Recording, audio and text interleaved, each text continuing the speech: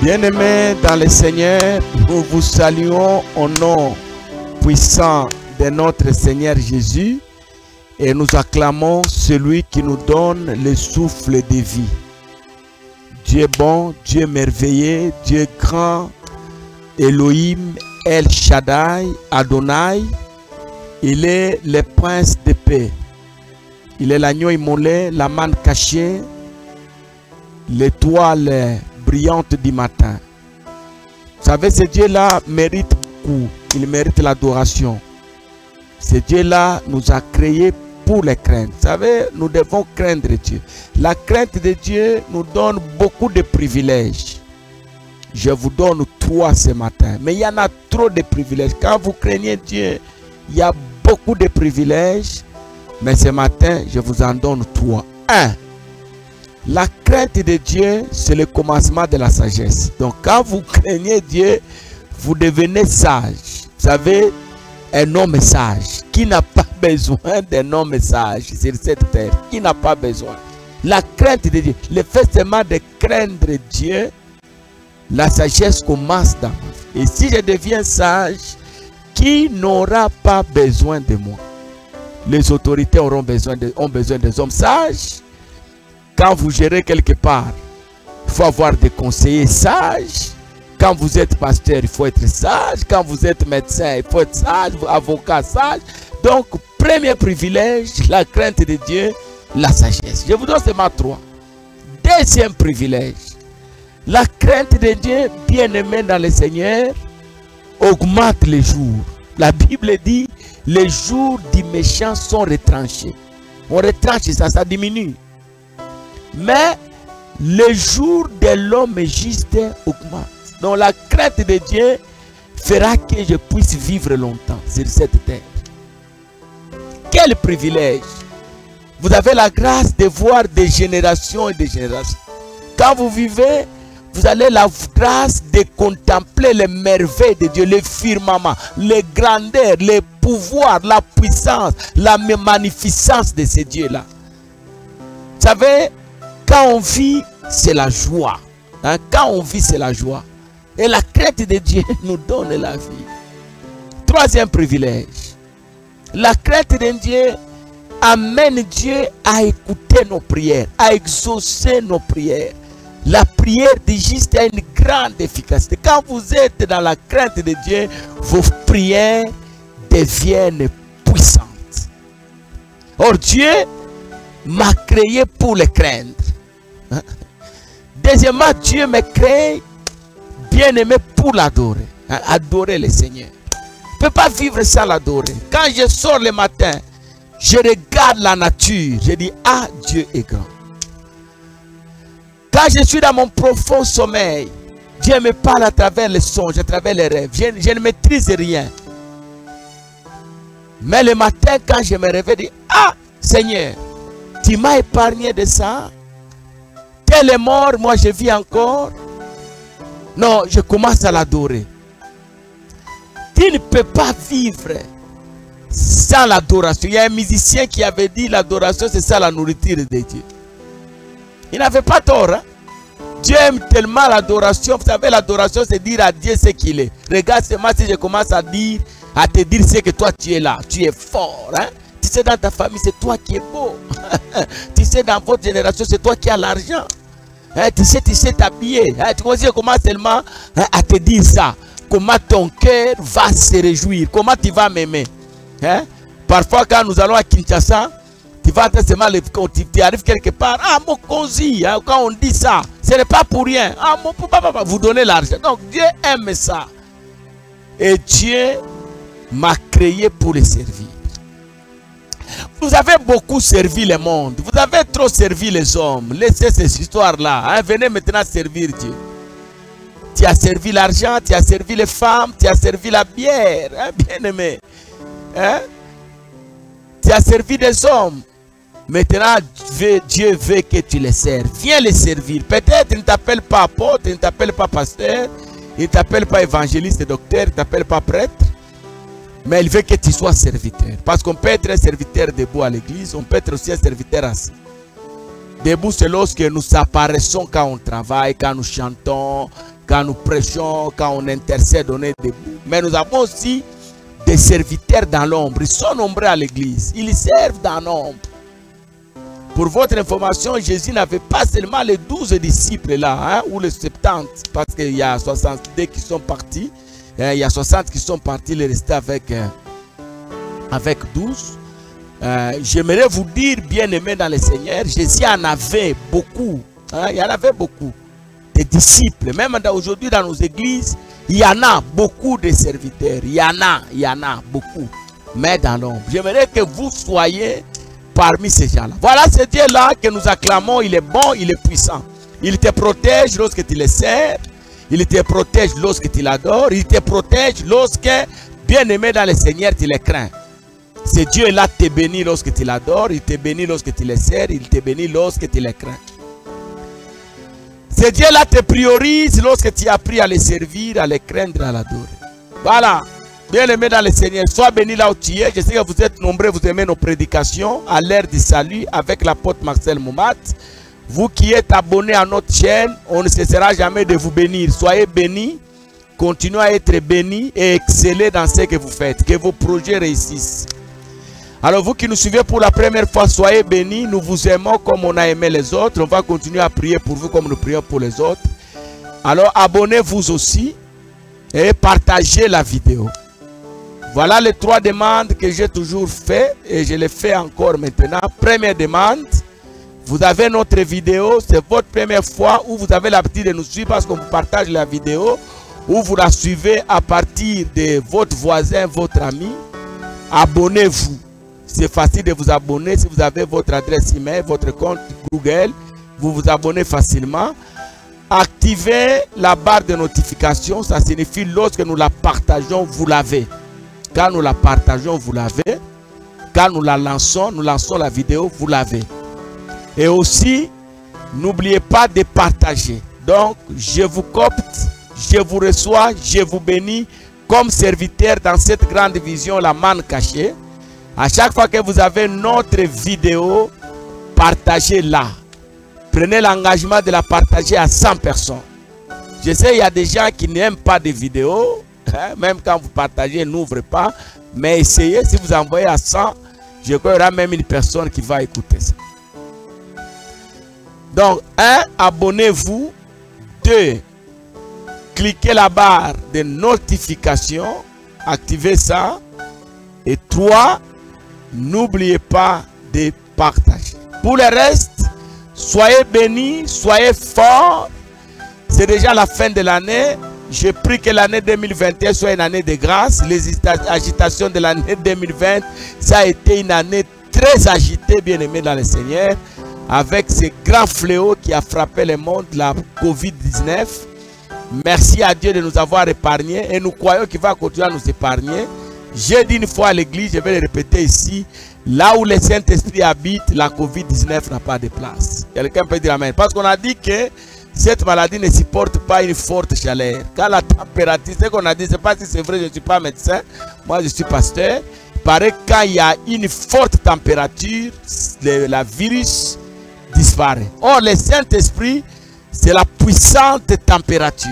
Donc, là où il y a le Saint-Esprit, la COVID ne peut pas s'installer. Et là où il y a la crainte de Dieu, il y a la main de Dieu. Là où il y a la crainte de Dieu, il y a l'action de Dieu. Et là où il y a la crainte de Dieu, les anges sont en mouvement. C'est pourquoi je prie que Dieu t'épargne de cette pandémie, hein, que nous traversions ensemble l'année 2020 et embrassons l'année 2021. Je ne veux pas que ça soit toi seul, mais traverse avec toute ta famille, avec tous tes amis, toutes tes relations, et que Dieu continue à nous protéger. Je vais prier que l'amour de Dieu soit sur vous, que la bénédiction de Dieu vous accompagne, que la joie de Dieu vous couvre, et tout ce dont vous avez besoin, que cela arrive dans vos maisons. Au nom de Jésus, avec l'action de grâce, nous disons Amen, et nous continuons à acclamer le Seigneur des Seigneurs. J'ai pris pour vous et pour moi-même un texte que je vais lire avec vous. Matthieu, chapitre 21, les versets 2 et 3. Jésus leur dit, allez au village qui est devant vous. Allez au village qui est devant vous. Et là-bas, vous trouverez aussitôt une ânesse attachée et un anneau. Alors, détachez-les et amenez-les-moi. Verset 3. Si quelqu'un vous dit quelque chose parce que vous avez détaché l'anneau et l'ânesse, vous lui répondrez ceci: le Seigneur en a besoin. Et à l'instant, il le laissera aller. Jésus leur dit: allez au village qui est devant vous. Là-bas, vous trouverez aussitôt une ânesse attachée et un anneau avec elle. Détachez-les et amenez-les moi. Ce qui est vrai, quand on va vous voir attacher l'ânesse et l'anneau, quelqu'un vous posera la question. Alors vous répondrez à cette personne-là: le Seigneur en a besoin. Nous ne sommes pas venus de nous-mêmes. Nous avons reçu un mandat de Dieu. Il nous a demandé de venir récupérer nos prénoms. Il en a besoin. Et quand vous allez lui dire ça, il va vous laisser venir avec l'anneau et l'ânesse. Que Dieu vous bénisse. Non, il va vous laisser venir avec l'ânesse. Que Dieu vous bénisse. Alors, j'aimerais parler avec vous du partenariat. Les partenariats. Vous savez, les partenariats, ça a commencé depuis l'ancienne alliance, dans l'Ancien Testament. Quand vous lisez déjà Genèse, Jésus dit faisons. Il ne dit pas j'ai fait, faisons. On voit un groupe de gens, un groupe de personnes qui travaillent avec Dieu. Il dit faisons. Fais pas seul. Fais avec des gens. Mais la Bible ne nous dit pas qui. Mais les gens qui prêchent l'évangile nous disent que c'est, il parlait du Fils et de l'Esprit Saint. Nous n'entrons pas dans les révélations. Nous voulons vous donner un message par rapport à ce thème. Prenez le message que moi je vous donne. Ça peut nous aider, ça peut nous édifier. Quand nous parlons du partenariat au sein de l'Église, au sein de la mission évangélique, nous voyons les partenaires. Les partenaires, c'est qui? Un partenaire, c'est un monsieur qui vient apporter son soutien en vue d'accomplissement d'une mission. Ça, c'est un partenaire. Et les partenaires, nous les avons besoin dans tous les domaines. Même votre pays a besoin de partenaires. Votre organisme a besoin de partenaires. Vous ne pouvez pas évoluer seul. Il y a certaines charges, il y a certains projets que vous avez. Leur réalisation demande un partenariat, c'est-à-dire une main d'association.